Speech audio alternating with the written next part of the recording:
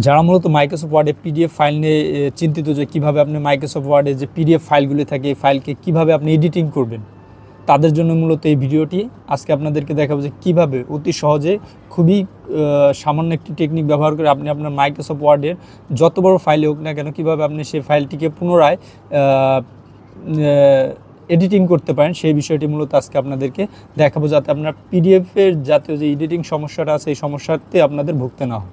এর জন্য আমাদেরকে প্রথমে একটি পিডিএফ ফাইল লাগবে। এর জন্য আমি আমার একটি পিডিএফ ফাইল নিয়ে নিচ্ছি। এই পিডিএফ ফাইলটা আমি আমার পিডিএফ ফাইলটা ওপেন করলাম। পিডিএফ ফাইলটি ওপেন করার পর আমাদেরকে প্রথমে যে কাজটি করতে হবে, আমাদেরকে উইন্ডোজে ক্লিক করে আমাদের এখান থেকে একটি সফটওয়্যার ক্লিক করতে হবে। মূলত যারা কম্পিউটার ইউজ করেন প্রত্যেকেরই এই স্নাইপ অ্যান্ড স্কেচ সফটওয়্যারটা আপনার ডিফল্ট আকারে দেওয়া থাকে। এটা জাস্ট একটা ক্লিক করতে হবে। ক্লিক করার পর আমাদের যে নিউ লেখা আছে লেফট সাইডে, এই নিউয়ে ক্লিক করবেন।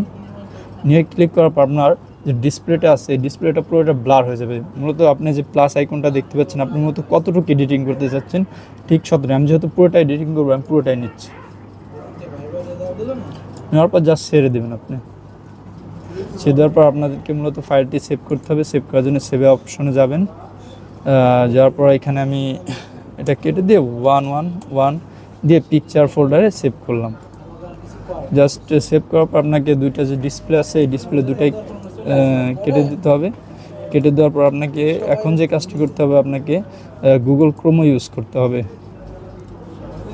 গুগল ক্রোম ওপেন করার পর আপনাকে চলে যেতে হবে। গুগল ক্রোমও ডিসপ্লে ওপেন হওয়ার পর আপনাকে যে লেফট সাইডে এই আইকনটিতে ক্লিক করবেন, গুগল অ্যাপস মূলত। এখানে ক্লিক করার পর আপনাকে যে গুগল ড্রাইভ, এই ড্রাইভে যেতে হবে।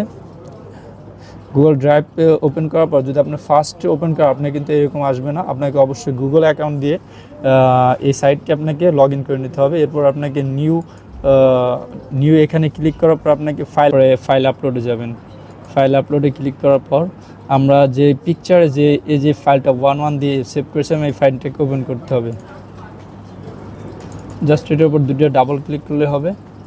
এখানে দেখতে পাচ্ছেন যে নিচে আপলোডিং হচ্ছে। আপলোড হয়ে যাওয়ার পর আমাদের সামনে এই ফাইলটা চলে আসবে, অথবা এখানে ক্লিক করলে এখানে চলে আসবে।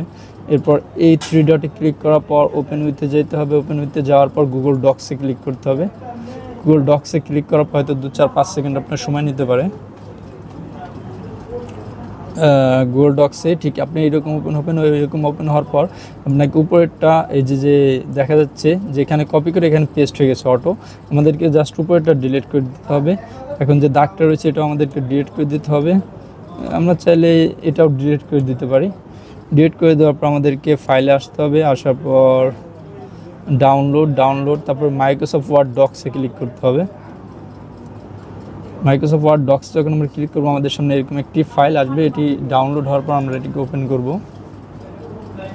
এই যে 11 আমরা যখন এটাকে ওপেন করব, মাইক্রোসফট ওয়ার্ড ওপেন করব। মাইক্রোসফট ওয়ার্ডে ওপেন করার পর আমাদের সামনে এরকম পপ আপ মেসেজ আসলে আমরা এটা ক্রস দেবো এবং ইনেবল এডিটিংয়ের চাপ দেবো এটাকে এডিট করার জন্য। পরবর্তীতে আমরা এটাকে পুরোটা সিলেক্ট করলাম। সিলেক্ট করার পর এটার 14 দিয়ে দিলাম। এটাকে 17 EMG করে দিলাম। আর এটাকে আমরা ওরিয়েন্টেশন যে ল্যান্ডস্কেপ করে দিলাম, যাতে দেখতে জিনিসটা ভালো দেখে। যে সাইজটা একটু বড় লাগছে, আমরা সাইজটা একটু 12 করে দিই। 12 করে দিলে আমাদের সম্ভবত একটা বের।